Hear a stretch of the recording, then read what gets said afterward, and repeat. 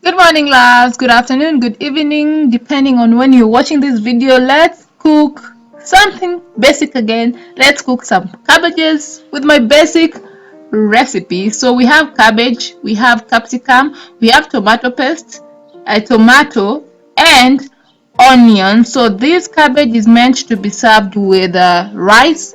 So it's not going to be cooked as the one that is served with stew. So let's do this. So in a sufuria, put in some onions already chopped with oil.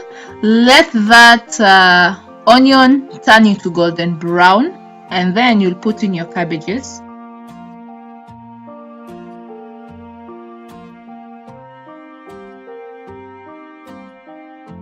So I put the tomato paste in a cup, added in a little bit of water,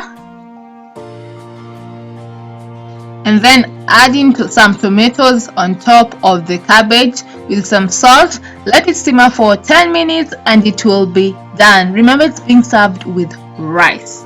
And in my case, this is the day after I cooked the chicken, so the chicken left over, I'm going to serve this with that.